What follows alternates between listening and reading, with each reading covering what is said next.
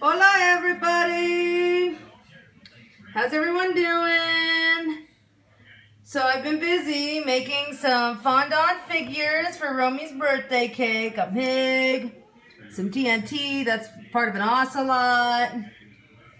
Alright, now it's time to do the next stage. Hold on, I'm gonna get Terry to be Carrie to be my video camera person. Carrie, you can ask questions as people are asking. Awesome. What flavor? This cake is a white cake with a buttercream, vanilla buttercream, crumb coat, and filling. So what I've done is I've put it on my turntable. It's her birthday tomorrow. Her birthday is Monday, but her party is tomorrow. So I got to put the base of the fondant. I got to put the fondant on the cake. Now, what I like to do is I like to freeze my cakes because then, as you can see, I can touch it. It's not changing any, which actually makes it really nice to put fondant on. The only thing about it that sucks is once you put the fondant on it, sometimes the fondant will sweat,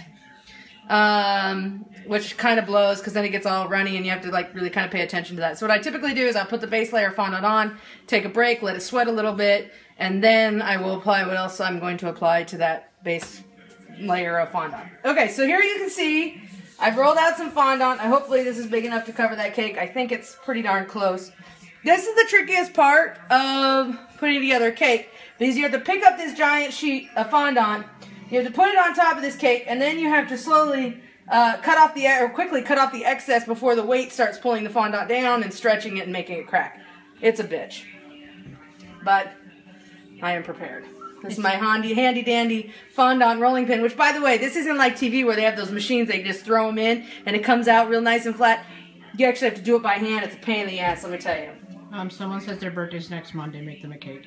Dream on, cling on. How about that? Somebody also said you should be a villain baker. Okay, so once you have it on there, this is a very quick process now. So you see like there's some areas where it's going to be heavy, so I just take my pizza cutter. Pizza cutter, pizza cutter. Okay, it's not really all that sharp right now, so it's not wanting to cut. Somebody says you look real cute. Oh, thank you. I think I look real cute too. I don't know if that's true or not. So you just want to get some of these heavy parts off before it stretches out your fondant. Somebody wants you to make a wedding cake. I've made wedding cakes. I do not like making wedding cakes. They're the hardest. Somebody said Betty would be so proud. Would she? So then what you do, once you have this on, I usually just rub some of the air bubbles out with my hands before I get using my fondant flattener thing. And then what you want to do is you kind of want to go around the edge a little bit because that's going to start the process of laying this flat. Because as you see, you kind of have to stretch the fondant to lay it flat. Otherwise, it's be real pill. Okay, so just now I just saw a big air bubble under there, so I got to lift that up. Somebody wants to know where Walter the Walrus is. Walter, I have not seen Walter today. I'm sure. He's on vacation. Oh, according to Romy, he's on vacation somewhere. Somebody wants to know where the toaster is. Good luck finding the toaster. Okay, so these are fondant flatteners. They use to kind of make things really smooth. You got to apply a little bit of pressure there, get out all those air bubbles that might be underneath the surface of the fondant. The air bubbles make it look real funny if you don't get those all out. Somebody said you should do this until you get a TV show. I don't want a TV show.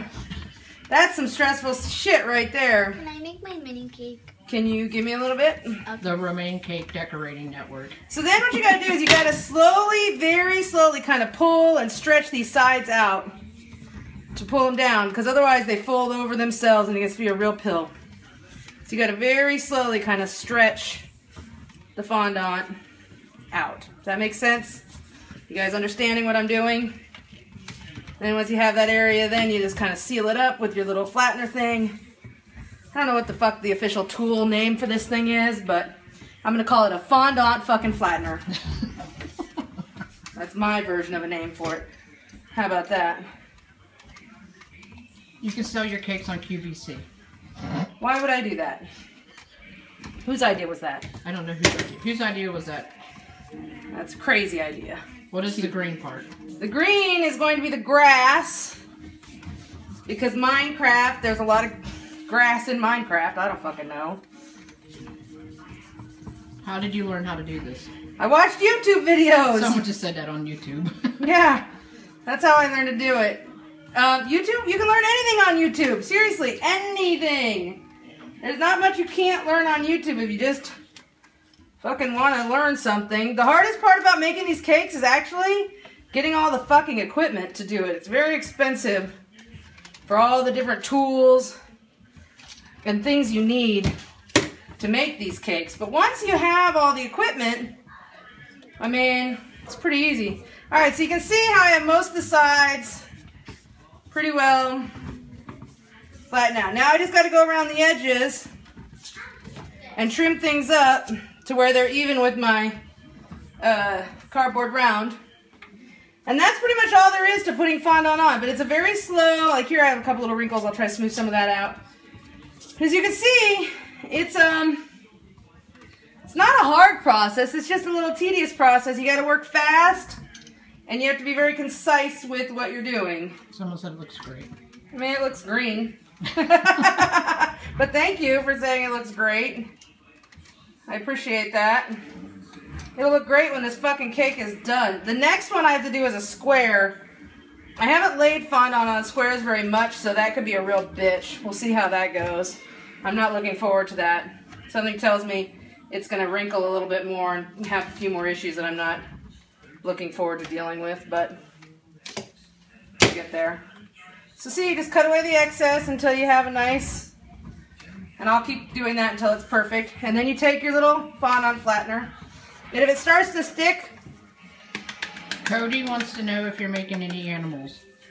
I did. There's a pig, and there's going to be an ocelot on this cake.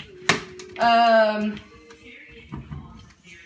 don't know. I might make some other ones if I feel like it after I get the cake Someone wants to assembled. know, is Derek coming tomorrow?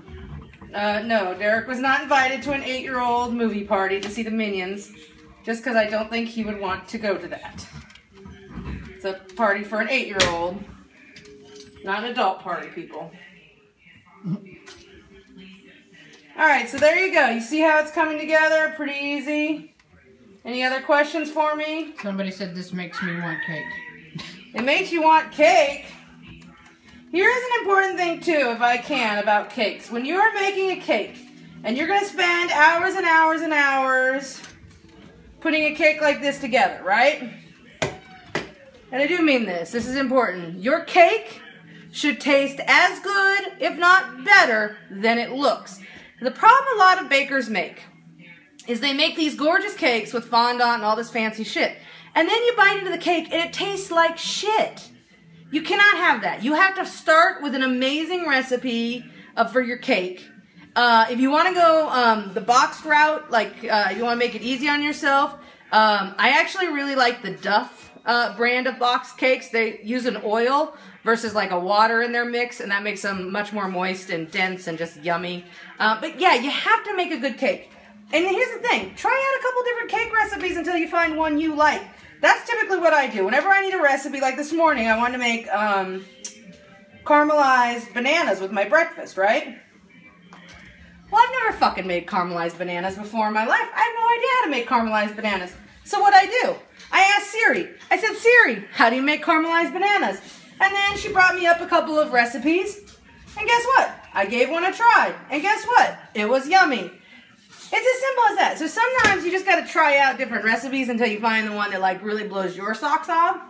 But with these types of cakes, you want them to be dense. Like they have to be kind of heavier cakes, not like light and fluffy cakes, because they have to support the weight of other cakes on top of them. And they also just need to be really fucking yummy. And I suggest one that has oil in it because it will keep it moist longer. Okay, so that's it for this. Someone wanted to know if you use your Apple Watch for that. I did not use my Apple Watch. No, for the asking Siri. Oh, yes, I did actually. I think I did ask my Apple Watch when I was talking to Siri. And someone else wanted to know, is Dan and Miss Dan coming? No, I don't think they're coming to this party. I can't remember, honestly. I don't remember who else has been invited. If someone says you have flower cutter titties. I do. I have handprints all over myself. It's all the cornstarch. I get a little carried away with the cornstarch, but it keeps everything from sticking to me, and that's the most important thing. So I'm gonna let this sweat for a little while. It's already, in fact, if you see it, you can almost kind of see it's already kind of getting a shiny surface, and that's from the moisture of the cake that's seeping out already. How far in advance can you bake the cake? Well, I baked this cake on Monday or Tuesday. I can't remember which, and then I just crumb coated it that night. I like to crumb coat and fill the cake on the day I bake it, and then I put it in the freezer. We have a big extra standing freezer at our house, so I just put them out there in the freezer, let them firm up. But like this cake, I wanted to take out a little bit earlier today because, or not this cake, the other one. It has a caramel filling on the inside, and so I like to let that thaw out because the more thawed out it is, the better it tastes when you're actually eating the cake. So that'll be the next cake that I'm going to coat. And then I'm going to take a little break before I go on to the next stage of this, which is going to be putting all the tiles and everything on. 8-year-olds like fondant cake. Some of them do, some of them don't. But what I love about the fondant is it keeps the cake inside moist. So even if you don't like the fondant itself, you can always peel the fondant off and just eat the cake inside. Because like I don't really particularly like the taste of fondant. It looks beautiful, but it doesn't taste all that great. So I usually will eat all the cake and just leave the fondant and then just toss the fondant away. Wait. Caramel and cake, awesome. Yeah. Wait, what? Caramel and cake, awesome. It's caramel and chocolate cake. And let me tell you, it is killer. Fucking killer. I found the best caramel recipe ever. Oh, it's heavenly. Okay, so on that note, I'm going to let you guys go. You can have a donut, yes. Okay, and I will talk to you guys in a little bit when I start the next phase of the cake, okay? Bye, bitches! I'll do it for you. They said you're almost to 1 million hearts. Almost to 1 million? Sweet! They said you're